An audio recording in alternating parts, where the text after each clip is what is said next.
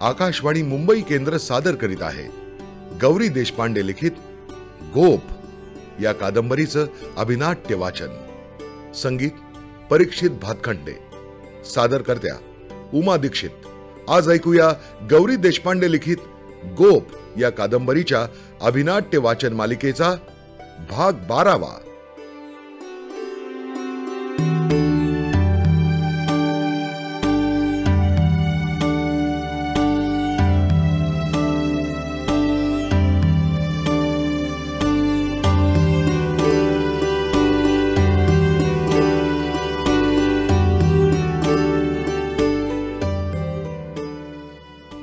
गोफच्या गेल्या काही भागात आपण ऐकतो आहोत की अगदी ठरवून जाणीवपूर्वक मा आणि वसुमती एकमेकींशी जुळवून घ्यायचं ठरवतात. एकत्र राहताना दोघींचे बरेचसे स्वभावधर्म सारखेच आहेत हे त्यांच्या नकळत लक्षात येत राहतं. विचार करण्याच्या पद्धती खूपशा सारख्या आहेत हेही कळतं. हा खरं तर दोघींना हळूहळू लागत असलेला शोधच म्हणायचा. सुलक्षण असताना जर हा शोध लागला असता तर कदाचित त्यांच्या दोघींच्या आयुष्यात सोपेपणा असता. पण आयुष्य इतकं सोपं कधीच नसतं.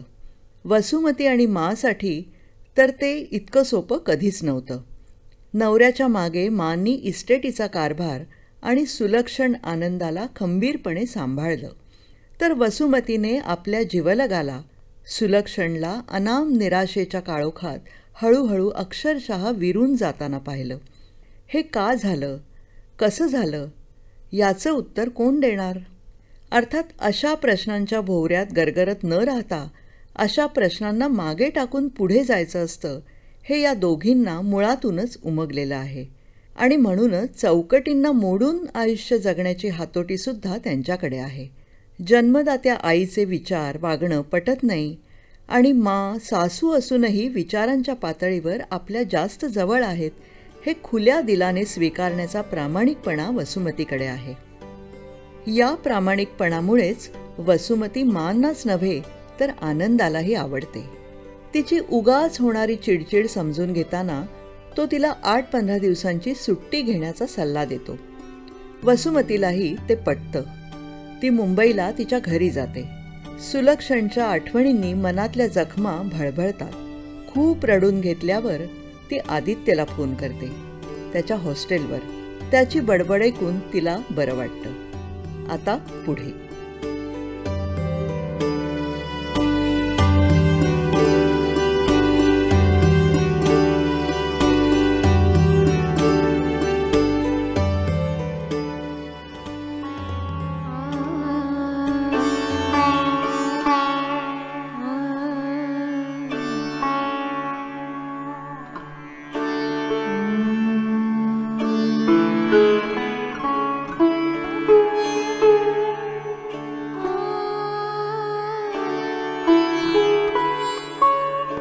एकदम आदित्याचा फोन आला तेव्हा बिचकायला झालं. पण काही नाही, नुसत्या इकडच्या तिकडच्या बाता, 6 महिचा अभ्यास जोरात, दिवाळी कधी येतेशी झालंय वगैरे. पण त्याच्या रोजच्या शब्दामागं नवाच एक सूर ऐकू येत होता. म्हणताना कान तिकडे लागले होते. सगळ्या गप्पा झाल्या तरी फोन खाली ठेवेना. तेव्हा म्हटलं, काय रे लेकरा, कसल्या चिंतेत आहेस? एकदम म्हणाला, आई बरी आहे ना माझी? म्हटलं, अरे बरी आहे, मुंबईला गेली आहे. सांगायला विसरले का? सॉरी बाबा. तर पुन्हा घुटमळला. मग म्हणाला, नाही, तिचा फोन आला होता तिथून. पण आता कसला पण? आवाज रडल्यासारखा वाटला माझी, म्हणून विचारतो. ठीक आहे ना ती? त्याला पुन्हा पुन्हा चुचकारून शांत केला आणि फोन खाली ठेवला. पण मनातून मीही कळवळले मायलेकरांसाठी. वसुमतीला मुंबईला जाऊ दिली तेव्हा ती धास्ती होतीच मनात. सुलक्षणच्या त्या घरी अशी एकटीच रिकामपणी गेल्यावर कसं काय धकून नेईल की आठवणींनी कासावीस होईल. पण म्हटलं, जसपाल आहे, आनंदा पण जातोय. मलाच समजायला हवं होतं की ज्या कशाला तोंड द्यायचं त्याला ती एकटीच देणार. आता चुटपुट लागली आहे. कधी परत येते असं झालंय. आनंदा तरी फोन करील ना आठवण ठेवून, का मीच करू आता? पण नको एवढ्यात. तिचा आदित्य म्हणतो तसा आवाज ऐकला तर फुटायचं रडू मलाही. मग रडतोय दोघी फोनवर. कुणीतरी फोन करीलच, आदित्यासारखा. आनंदा नाहीतर जसपाल नाहीतर वसुमतीच. आणि पुढच्या आठवड्यात येतातच आहेत सारी. आदित्याचे कान तरी किती सावध झालेत आईच्या मायेबाई. आता माझ्या आवाजात काही भासलं नसलं त्याला म्हणजे मिळवली. नाहीतर तिला उलट फोन करून माझी काळजी करायचा, खुशाली विचारायचा. 7-8 वर्षांचा असल्यापासून स्वतःवरच्या निरनिराळ्या जबाबदाऱ्यांची जाणीव व्हायला लागली म्हणून की काय, पण फार लवकर शहाणा झाला आदित्य. कधी याबद्दल हायसं वाटतं, पण त्याची कणवही येते. आईबाप, कुटुंबाच्या सावलीतलं बेफिकीर बालपण कधी वाट्याला आलंच नाही बिचाऱ्याच्या. जसपाल आणि आता आनंदाच्या बरोबर मूलपणा करतो तेवढाच, पण एरवी वयाला न साजेसा समजूतदारपणा. एकेकाचे भोग असतात. आता मोठेपणी बायकोबरोबर कर बाबा आपोरकटपणा.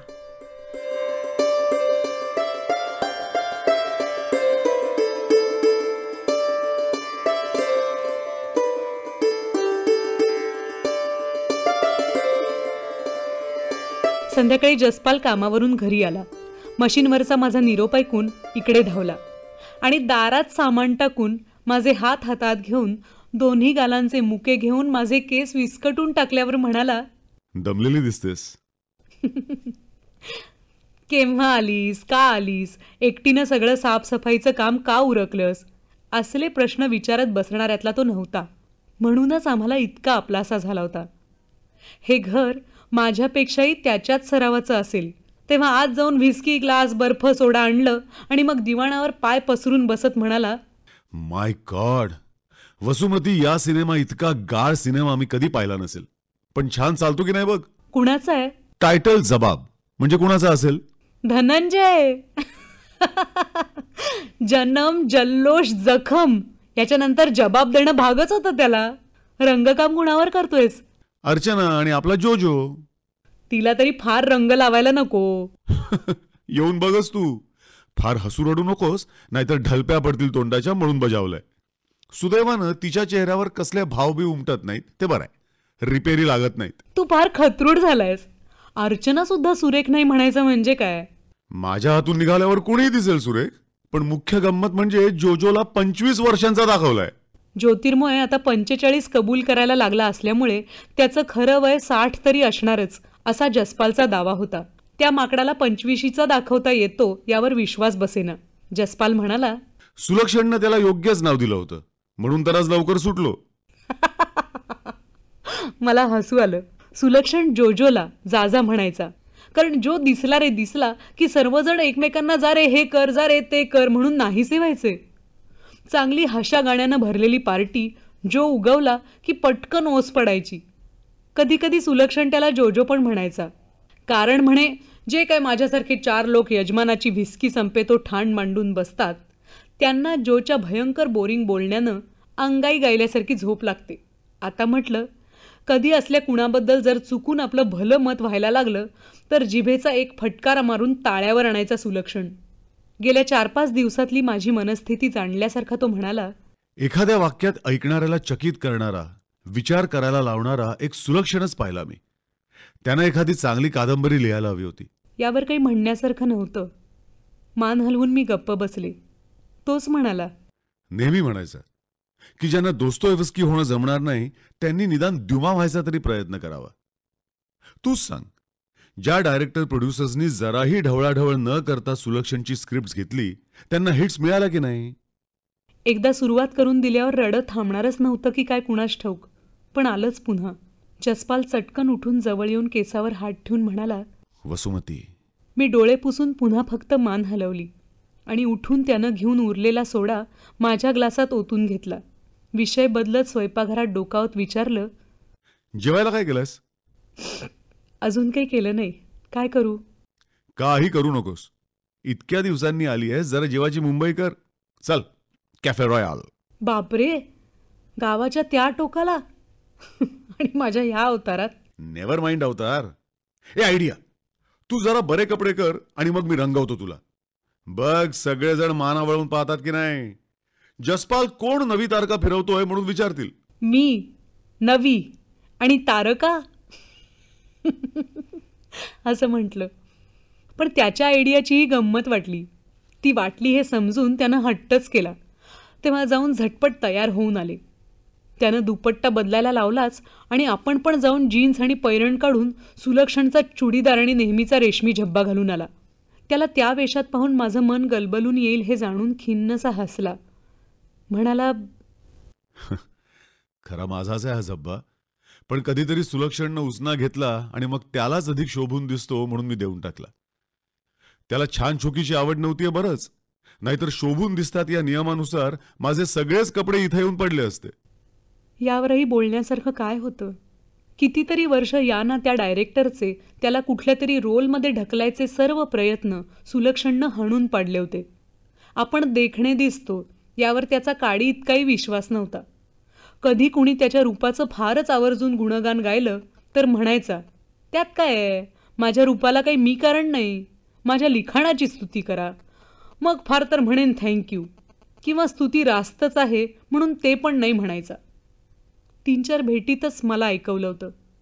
आपसूक हाती आलेल्या गोष्टींची माणसाला किंमत वाटत नाही. वाटते ती धडपड कष्ट करून मिळवलेल्या श्रेयाची. म्हणूनच माझ्या आईला तिच्या जमिनी लाख मोलाच्या वाटतात, तर मला माझे पैसे. तुला कशाचं मोल वाटतं? मी जरा हसत जराशाच चेष्टेत म्हणाले होते. तुझं. तेव्हा रागवून म्हणाला होता, असलं काही चेष्टेत सुद्धा म्हणू नकोस. मला मिळवायला काय धडपड पडली तुला? तुझ्या सरळ चोख नजरेनं खेचून आणलं बघ. आणि वर माझं जवळ येणं कुणाला मोलाचं वाटावं असं काहीही नाही माझ्यात. आमच्या हलक्या फुलक्या संभाषणाला एकदम ही गहिरी कलाटणी मिळाल्यावर मी गडबडले. त्याचं बोलणं ऐकून निरुत्तरही झाले, पण त्याची नजर चुकवून खाली वळवलेला चेहरा आपल्या हातानं वर करून तो पुढे म्हणाला, आता कष्ट करायची फार हौसच असली तर मला कायमचा आपलासा करून घे. चल, let us marry in haste and repent at leisure. आणि मग आम्ही लग्न करून टाकलं होतं. त्या वाक्याचा दुसरा अर्धा भाग वटवायची त्याची आधीच तयारी झाली असेल याची कल्पना तेव्हा तरी नव्हती. मनातल्या अप्रिय अप्रिय म्हणण्यापेक्षा हवालदिल करणाऱ्या विचारांना झटकून टाकत मी जसपाल पुढे बसले तेव्हा आपला पेटारा उघडून तो कामाला लागला होता. माझा खिन्नपणा घालवायला तोंडानं बडबड चालू होती. सुदैवानं तुझ्या नाकात काही गडबड नाही. अरे काय नकट्या नाही तर फेनऱ्या असतात एक एक. ते काम सर्वात कठीण. डोळे चालतील, जरा मोठे करून देतो. आणि आता ओठ. चेहऱ्याचा आकार बरा आहे, हनवटी ही बरी आहे बेताची. अखेर अर्ध्या तासानं त्याचं काम संपलं तेव्हा त्यानं मला उठवून आरशासमोर उभं केलं. आणि खरंच मी स्वतःकडे बघून थक्क झाले. भेटले असते तर एकदम ओळखलं नसतं. माझं आश्चर्य बघून तो माझ्याभोवती हात टाकून हसायला लागला. तेवढ्यात दारावर टकटक आवाज झाला. आम्ही पुढे होऊन दार उघडायच्या आतच चावीनं दार उघडून आनंद आत आला. आणि आम्ही तिघेही आश्चर्यानं एकमेकांकडे बघत राहिलो.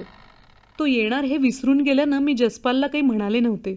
त्यामुळे हा एकदम इथे कसा उगवला या आश्चर्यानं तो जराही विचार न करता सुलक्षणची चावी वापरून त्यानं सरळ या घरात यावं या रागानं मी आणि आम्हा दोघांना तसं इतक्या जवळीकीनं मनापासून हसताना पाहून माझा नवाच अवतार पाहून आनंदा अवाक आपापल्या जागी खिळलो. क्षणभरात सिनेमात शोभण्यासारख्या त्या प्रसंगाला तोडत आपल्या नेहमीच्या रुक्ष आणि सभ्य आवाजात आनंदा म्हणाला, सॉरी, माझी अडचण होणार असली तर जातो मी. आणि मी रागात म्हणाले, दार ठोठावल्यावर एखाद मिनिट तरी थांबणं सभ्य समजतात. आणि जसपाल मध्ये पडत, hi, how are you, join the fun. इथं प्रत्येकानं आपापल्या स्वभावाला साजेसेच उद्गार काढले. याचं तिघांनाही हसू आलं खरं, पण माझा राग इतक्या चटकन मावळणार नव्हता. आमचा प्रोग्राम ऐकून आनंदा म्हणाला, आज तरी कॅफे रॉयलमध्ये माझ्या वशिल्याशिवाय तुम्हाला जागा मिळणार नाही. आधी बुक केली नसली तर. मला आणखी थोडा राग आला. म्हटलं, का नाही? जसपालचा वशिला पुष्कळ पुरतो या गावात.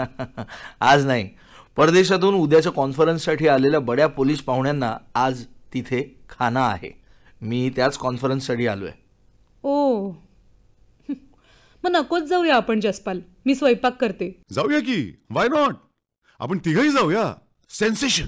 आणि जसपालच्या आडाख्याप्रमाणे सर्वात जास्त सेन्सेशन निर्माण झालं ते आनंदामुळेच.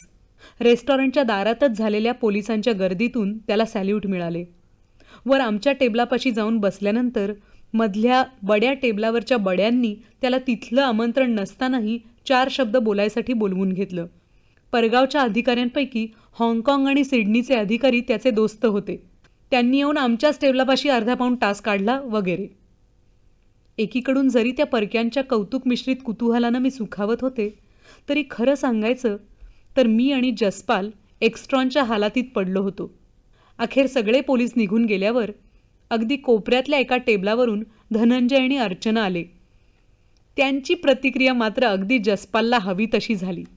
हाय जस्सी असं म्हणत माझ्याकडे हळूच बघत धनंजय म्हणाला, ओळख करून दे ना. आणि मग आम्ही हसायला लागल्यावर वळून नीट बघून, वसुमती, ओ बॉय. मी म्हटलं कुठली नवी तारका मिरवतोय जस्सी.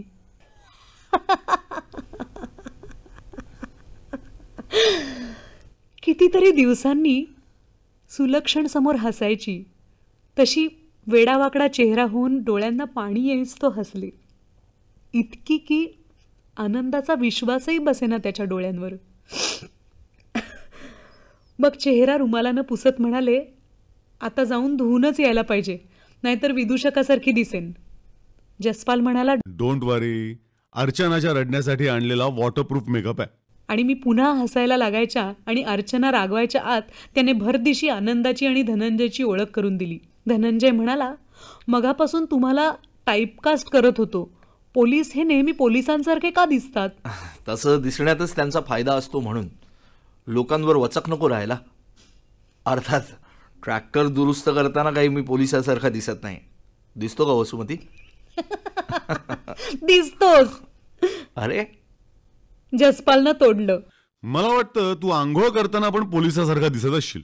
खाली उतरून जसपालच्या गाडीसाठी थांबलो असताना आनंदानं खालच्या आवाजात विचारलं, राहू ना तुझ्याकडे? नाहीतर आमच्या गेस्ट हाऊसला सोड मला. हसण्या बोलण्याच्या विविध सेन्सेशनच्या नादात त्याच्यावरचा राग विसरून गेले होते. सहज म्हणाले, राहा ना. आणि एकदा म्हणाल्यावर फिरवता येईना. उतरल्यावर झटपट पुढे होऊन माझी चावी जसपालच्या हातात दिली. म्हणजे त्यानं किंवा आनंदानं कुणीच आपली वापरू नये. त्यातली खोच समजून आत जाताच आनंदानं खिशातून सुलक्षणची काढली आणि माझ्या पुढे धरली. चावीच्या दुसऱ्या टोकाला गांजाच्या पानाची चांदीच्या पत्र्यात बनवलेली प्रतिकृती होती. तिकडे निर्देश करून म्हणाला, ही मी नकोच जवळ ठेवायला. हा का नेहमी मला दुखवायला बघतो? या प्रश्नानं पुन्हा नेहमीसारखं रागवत म्हटलं, का नाही? सिडनीच्या त्या मार्क वॉरेननं तर कानात डूल सुद्धा घातला होता. बराच वेळ बसणार आहे अशा थाटात दिवाणावर पसरत जसपाल म्हणाला, काय छान दिसत होता तो. डूल पाहून जरा आशा वाटली, पण आजकाल सगळेच फॅशन म्हणून घालतात. मला हसावं की काय ते कळेना, पण ध्यानात आलं की हे मुद्दाम आनंदाला चावी मारायला म्हटलंय. त्याच्या अंदाजाप्रमाणे दचकून आनंदा त्याच्याकडे वळला. पण तेवढ्यात आमच्यातला मिश्किल कटाक्ष त्यानं अडवलाच आणि जरा खजील झाल्यासारखं म्हणाला, मी गावंढळ म्हणून माझी उगीच चेष्टा करता नाही का? कानात डूल घातलं नाही तरी 4 गावचं पाणी प्यायलोय मी. आज रात्रीच्या त्याच्या एकूण परफॉर्मन्सवरून ते आमच्या ध्यानात आलंच होतं. जसपालच्या हातात ब्रँडीचा ग्लास ठेवून मी आनंदाकडे भिवया उंचावल्या. तो म्हणाला, पण कॉफी करणार आहेस का? मी कॉफी करायला आज जात असताना त्यानं जसपालला विचारलं, तू पण राहणार आहेस इथेच? आणि मला परत राग आला, पण तो जसपालच्या उत्तरानं विरला. म्हणाला, आणखी 4-5 तास आहे, मग धनंजयचा अर्ली कॉल आहे. आणि आवाज उंचावून मला पुकारलं, मला पण कॉफी प्लीज. आपल्याला जसपालनं छान कटवलं हे कळलं तरी त्याचा आनंदाला राग आलेला दिसला नाही. जरा वेळानं मला त्यांचं हसणं पण ऐकू आलं. चेहरा धुवून रोजचे कपडे घालून कॉफी घेऊन बाहेर आले तेव्हा पोटावर ब्रँडीचा ग्लास बॅलन्स करत जसपाल इकडे तिकडे फिरणाऱ्या आनंदाकडे बघत होता. मला वाटलं आनंद आडवा पडला नाहीये ते बरंय, नाहीतर त्याच्या सुलक्षणमधलं ते ओझरतं बघता बघता जाणवून जाणारं साम्य मला पुन्हा दिसलं असतं. पण कॉफी घेऊन तो जमिनीवर माझ्या शेजारीच बसला आणि म्हणाला, सोशल वर्क, रिहॅबिलिटेशन, डेलिक्वन्सी. अशी पुस्तकं दादांनी कशाला जमा केली होती? ती माझी आहेत. तुझी?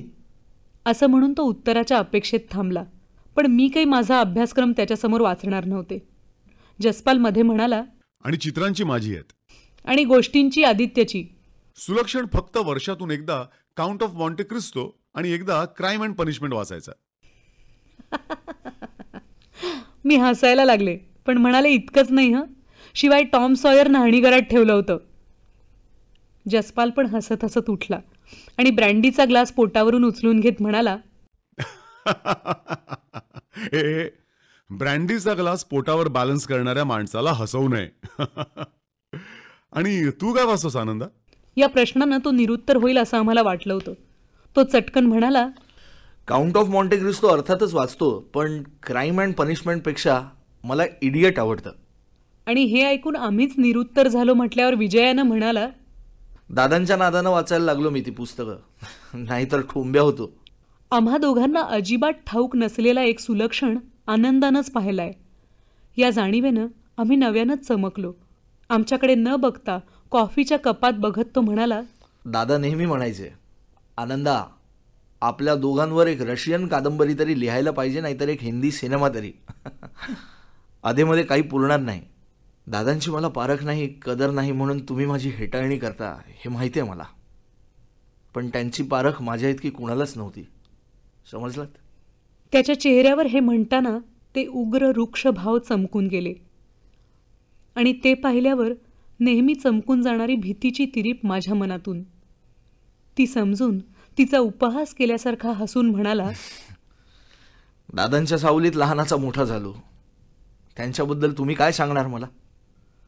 माझ्याकडे हट्टाने पाठ फिरवताना, मला तोडून टाकताना त्यांच्या मनाची काय गत झाली होती ती मी जाणतो. पुढं बोलणं अशक्य झाल्यासारखा तो थांबला. मी आणि जसपाल त्याच्याकडे झुकून एकदमच आनंदा म्हणालो. आपल्या जवळ राहिला तर त्याच्या आयुष्याला धोका आहे जाणून आदित्यला, आणि आपल्यात गुंतला तर त्याच्या करिअरचा निकाल आहे हे जाणून आनंदाला दूर करणाऱ्या सुलक्षणनं मला आणि जसपाललाच का आपल्याजवळ बांधून ठेवलं असावं? प्रश्नाचं उत्तर दिल्यासारखा आनंदा म्हणाला, तुम्हाला एकमेकांचा आधार सोबत होती. मला पोरक्याला त्यांच्या वाचून कोण होतं? त्यांनी जाणलं होतं की तुमचं सामर्थ्य माझ्यापेक्षा मोठं आहे. माझी ताकद तुझ्यापेक्षा मोठी? त्यांच्या बाबतीत होती. जरा अपराधी चेहऱ्यानं म्हणाला, आणि मी काय उमजायचं ते उमजले. सुलक्षणपायी स्वतःचं आयुष्य उधळून देण्यापासून स्वतःला वाचवण्या इतकी होती, किंवा असं म्हणावं पाहिजे तर की तितकं माझं प्रेम गहिरं किंवा आंधळं नव्हतं. रात्री जसपाल दिवाणावर आणि आनंदा आदित्याच्या खोलीत झोपले. आमच्या भल्या थोरल्या रिकाम्या बिछाण्यावर पडल्या पडल्या मी तिघांचा विचार करत होते. एकमेकांपेक्षा इतक्या वेगवेगळ्या असलेल्या त्या तिघांचा माझ्याभोवती कसा काय हा त्रिकोण झाला, की आदित्यासह चौकोन आणि भंतेंसह पंचकोन. सहजच उमजले की मानच्या भोवतीही तो आहेच की, का आम्हा दोघींभोवती म्हणायचं आता.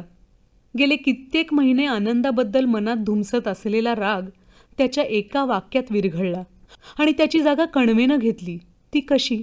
आनंदा काय कुणी कीव करावी असा माणूस होता? पण सुलक्षणच्या विचारानं मला जसं इतके दिवस वाटायचं तसंच त्याला वाटतं, अजूनही वाटतं. तेच दुःख संताप, तोच हताशपणा, तेच अनुत्तरणीय प्रश्न. हे दिसल्यावर आमच्यातलं रागाचं अंतर एकदम संपूनच गेलं. वाटलं त्याला पण सांगायला हवं की आता हळूहळू सुलक्षणला आणि स्वतःलाही क्षमा करायला शिक. जसपालला कसं ते सहज जमलं. गुड नाईट म्हणून मला जवळ घेत पण आनंदाकडे बघत आत्ता म्हणाला होता, आदित्याच्या खोलीत आनंदानंच झोपायला पाहिजे, नाही का?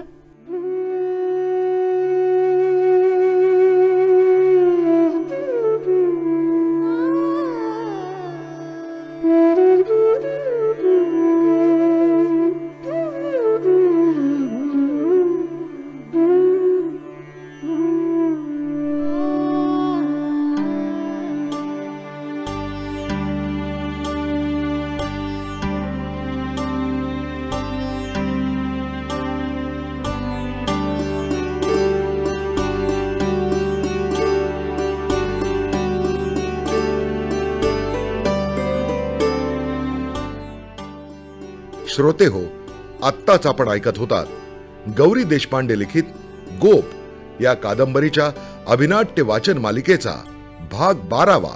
संगीत परीक्षित भातखंडे. यातील भूमिका आणि कलावंत: माच्या भूमिकेत रोहिणी हट्टंगडी, जसपाल तुषार दळवी, आनंदा निखिल हजारे, आदित्य मोहित गोखले आणि वसुमतीच्या भूमिकेत सोनाली कुलकर्णी. निर्मिती सहाय्य वैभवी झरेकर. सादरकर्त्या उमा दीक्षित. ही आकाशवाणीच्या मुंबई केंद्राची निर्मिती होती.